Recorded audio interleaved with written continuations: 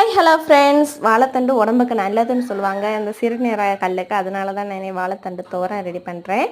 இதுமாரி ட்ரை பண்ணி பாருங்கள், சூப்பராக இருக்கும். வாழைத்தண்டு அந்த நாரெல்லாம் நீக்கிட்டு சின்ன சின்னதாக வெட்டி எடுத்துருக்கேன். இனி ஒரு பாத்திரத்தில் கடுகு உளுந்து பருப்பெல்லாம் போட்டு தாளிச்சிட்டு கொஞ்சமாக அரிசி ஆட் பண்ணியிருக்கேன். அதையும் போட்டு நல்லா வதக்கிட்டு நம்ம வெட்டி வச்சுருக்க வாழைத்தண்டும் போட்டு தேவையான அளவு உப்பும் போட்டு நல்லா இன்னைக்கு கிளறி எடுத்துக்கலாம். கிண்டி எடுத்துட்டு நான் கிண்டி கொஞ்சம் தண்ணியெல்லாம் வதங்கின பிறகு ஒரு குச்சியோ இல்லை பப்படம் இருக்கக்கூடிய கம்பியாக வச்சு இதேமாதிரி நல்லா கிண்டி எடுத்துக்கோங்க 4-5 தடவை.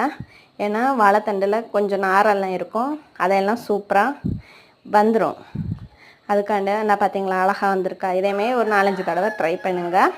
அப்புறம் நம்ம அரைச்சி வச்சுருக்க மசாலானா தேங்காய், மஞ்சள் பொடி, வத்தல் பொடி, ஜீரகம், ஒரு பல் பூண்டு இதத்தையும் போட்டு அரைப்பேன்.